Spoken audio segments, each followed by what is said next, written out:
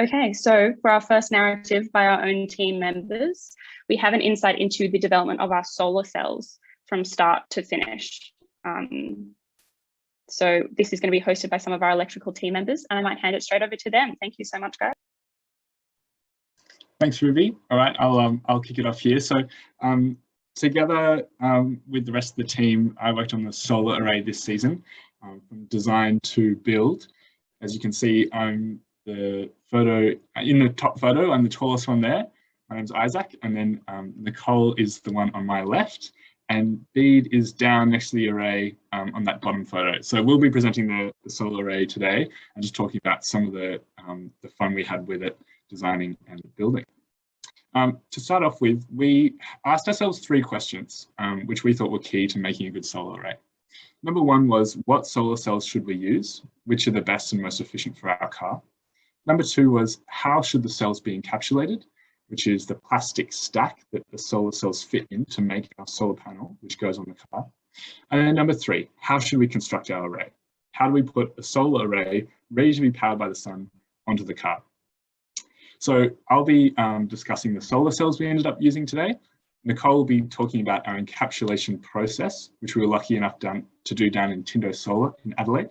And Bede will be discussing how we constructed our array and how it's ready to be put on the car once we get back into the workshop. Some other interesting things you might want to think about while we're going through this presentation is, could we have modified our solar cells, and what would that have looked like? And if we had a tilted array, do you think that would improve efficiency? So some things to think about. All right, our solar cells. Now our solar cells are really specialized. They have a monocrystalline structure, which means that they're made to be out of one piece of silicon, which is different to solar panels on your house, or most solar panels on your house. And they look completely blue from the top. So a solar panel on your house usually has silver strips on the front of it. This one is completely clear. Our car has 256 of these solar cells, giving it an area of 4 square meters. And each of these cells is about 25% efficient. All right, next slide, please. When we were designing our solar array, we had to be really careful to make it as small as possible. It had to fit onto the car, and also so that the car could be as small as possible, and that way be as aerodynamic as possible. So to do this, one of the biggest design innovations of this season was to move the connecting bars of the solar cells behind the solar cells themselves.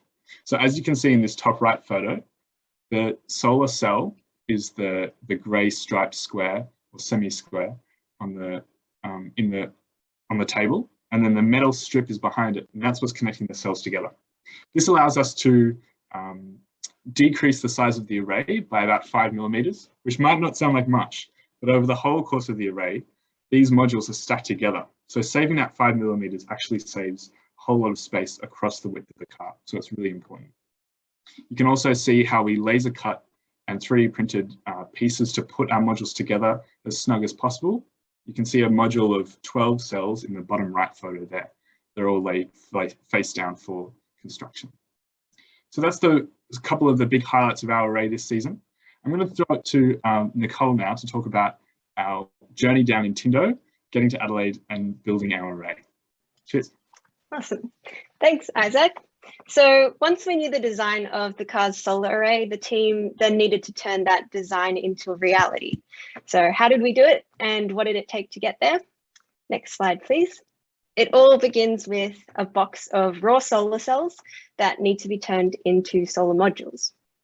So in Canberra, we don't have the equipment needed to make solar modules. So we have to send off 8 members of the team to Adelaide. And we did that in mid-April to the Tindo Solar Factory, who kindly let us use their equipment for 5 days. During those 5 days, the team faced 3 major challenges: understanding the process of creating a solar module, then finding out what was going wrong with our modules, and finally completing everything on time. Next slide, please. Before the trip, the team prepared with activities like a workshop where we all practiced soldering and laying up cells. And then with that, we were off, leaving the ANU campus at 4:30 a.m. sharp, ready to make the long drive to Adelaide. Next slide, please. With 5 a.m. starts to each day, we've begun tackling our first challenge, understanding and refining our process. This is our full process for turning a solar cell into a solar module. It begins with laying up cells, soldering them together, testing if they're good or bad, cutting materials for lamination, and then covering the modules with these materials that we've cut, then putting them all in a lamination oven where they come out and turn out as a completed module. And then we take them in for a final test. But each station came with its own set of challenges, and I'll just outline a few of them. Next slide, please. So each cell is incredibly fragile, like an extremely thin piece of glass. So finding the best way to handle them, lay them out, and solder them without causing any damage was pretty tricky. And then next slide, please. We continuously coordinated with the workers to correctly configure the testing equipment and then to create a system for the lamination process. Next slide, please. Lamination involved covering our cells in layers of protective plastics, then placing them in that lamination oven so it's all melted together to form our module. Next slide, please. And then the second challenge occurred when we looked at the results of our first modules. They all came out bad, and we were pretty shocked. We tried many different solutions to fix it, but over and over again, they would keep coming out as bad. But with perseverance, we identified the root of the problem and we got our first working module. Hooray! But then we faced our final challenge, completing the rest of the modules in time. After the first 2 days, we had only created one working module out of the 38 that was needed. On day 1 and 2, we tried creating 20% of the overall target, but since most of these were unusable, we now had barely any room for error. So we needed to work both quickly and carefully. At this point, the factory let the team stay until 10 p.m. and everyone would be running out the door just as the clock would hit 10. Next slide, please. But the outcome, despite having only 5 days to tackle these 3 massive challenges, the team was incredible and put in remarkable amounts of work and dedication. It was actually a massive success and we met all the targets that were set for the trip.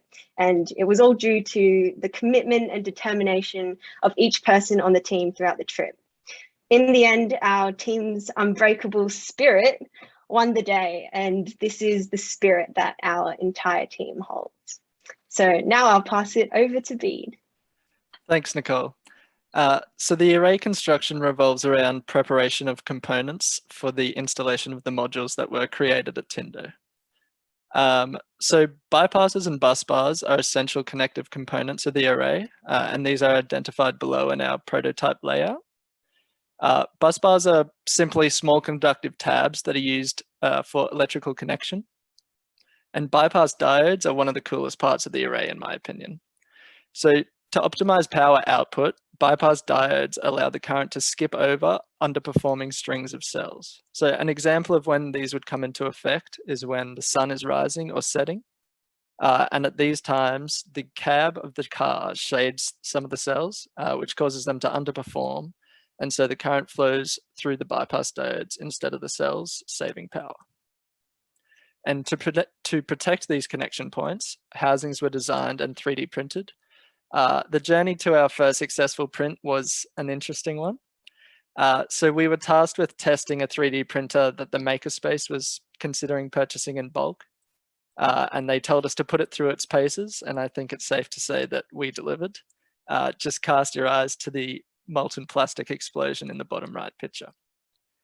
So after a quick repair job and a wave of COVID, I was fortunate enough to be allowed to take the printer home for continued use.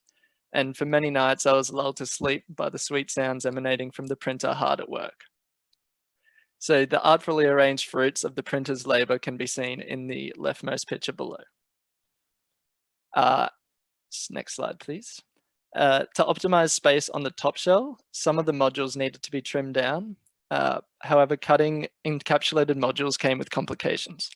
So we needed to be highly precise, and laser cutting was a first thought. However, this wasn't possible as the encapsulant would have released toxic fumes when being cut. Multiple other options were considered, but precision was always a worry. Our solution came about through a series of recommendations from members of the community. So it started with me asking a picture framer what they would do. They then referred me to both ACT Plastics and Plastic Creations. Isaac then went to Plastic Creations, and after a discussion was referred to Graphex next door, who have a keen cut. And this is a highly precise blade which runs along an axis. And so Market Graphics was happy to cut the cells for free, which is awesome. So we marked them up and the rest is history.